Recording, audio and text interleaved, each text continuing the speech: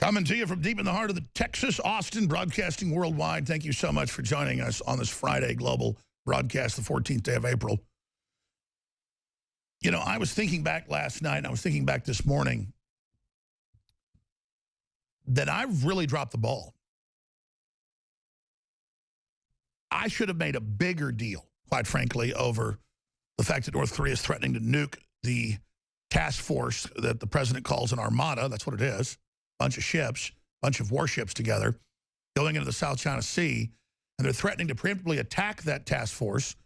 They're threatening to attack with 100,000 pieces of artillery the South, with the capital just 25, 30 miles away from the border of North Korea.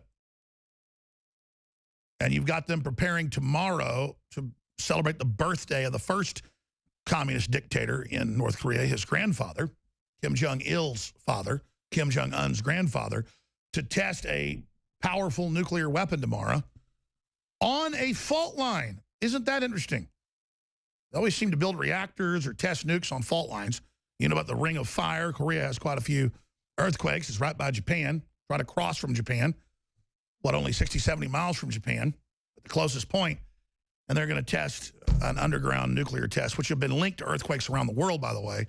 John Bound has a report on that coming up. It sounds fanciful unless you know about the seismic history. I mean, they even admit that all the fracking in the Midwest and stuff's causing earthquakes now. It's just crazy. And this fault line's on a volcano that would go active if they do it.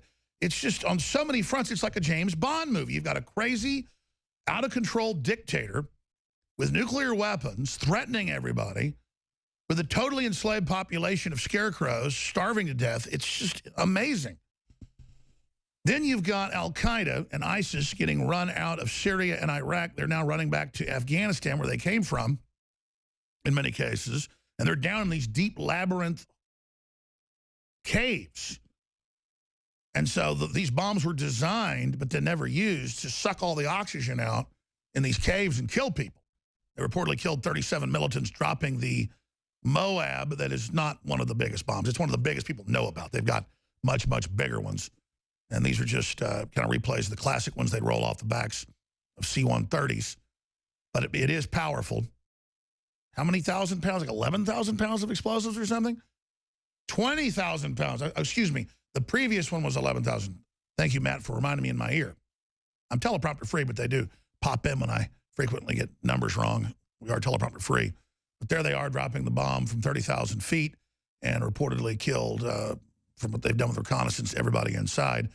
They were trying to send Green Berets in to get intelligence, and obviously one of them got killed. So that's what's happening. That's a campaign promise that Trump is actually carrying out. The military would have to wait hours. I've had Colonel Schaefer on, who ran the program to kill bin Laden. They'd have to wait for hours pre-2001 before they would get the go-ahead to try to kill bin Laden, and then by then he'd be evacuated, or they would say, no, you're not allowed to kill him. So that's why Trump has given the military what he calls total military authorization. Offices.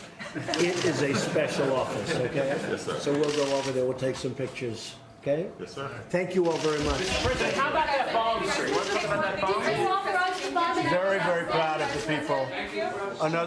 Really another successful job. We're very, very proud of our military. Just like we're proud of the folks in this room, we are so proud of our military, and it was another successful event. Did you authorize it, sir? Everybody knows exactly what happened. So, and what I do is I authorize my military. We have the greatest military in the world, and they've done a job as usual. So we have given them total authorization, and that's what they're doing. And frankly, that's why they've been so successful lately. If you look at what's happened over the last 8 weeks and compare really to what's happened over the last 8 years, you'll see there's a tremendous difference, So we have incredible leaders in the military, and we have incredible military, and we are very proud of them. And this was another very, very successful mission. Thank you very much. President, does it send a message to North Korea? Thank you. Does it send a message to North Korea? I don't know if this sends a message. It doesn't make any difference if it does or not. North Korea is a problem. The problem will be taken care of. I will say this. I think China has really been working very hard. I have really gotten to like and respect, as you know, President Xi.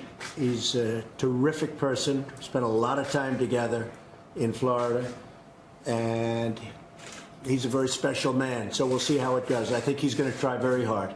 Thank you, President. Thank you. Thank you.